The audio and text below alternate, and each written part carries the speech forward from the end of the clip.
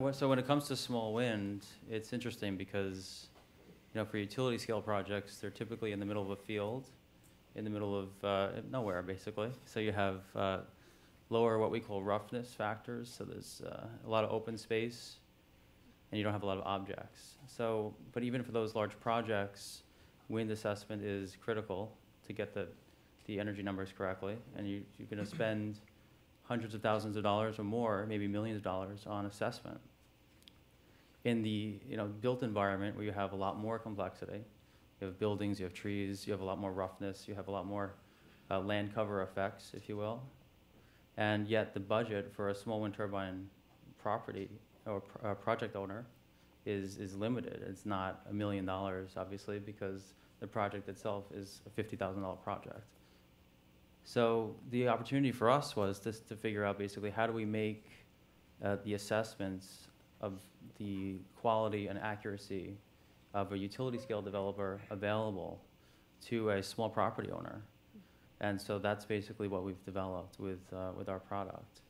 And the way we went about doing it was we partnered with a leader in the wind engineering field that focuses mostly on the real estate development side of things.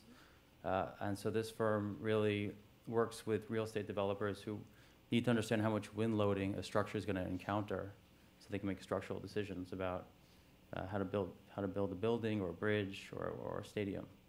And so we basically figured out how to automate and then turn that knowledge base and method into software as a service to bring that kind of the precision and power that utility scale developers are typically using down to the level of a few $100s and make it affordable and effective for property owners. And that's frankly a paradigm shift for the industry, because prior to that software, the property owners or installers would use things like wind maps, which are super coarse, so the accuracy is a big problem.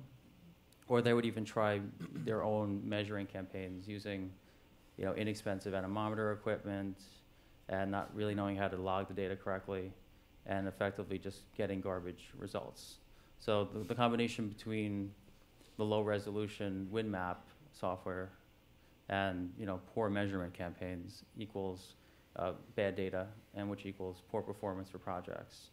And that's been a huge problem for the industry. It's one of the reasons that the industry has been lagging so significantly, the distributed PV industry, which is about 200 times the size in terms of total market size. So the good news for us, and I think the market, is that with Wind Analytics, we've solved that problem.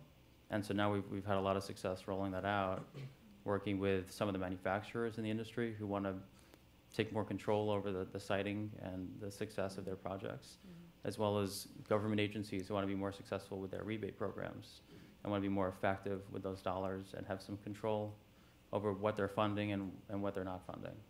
So that's our role in it.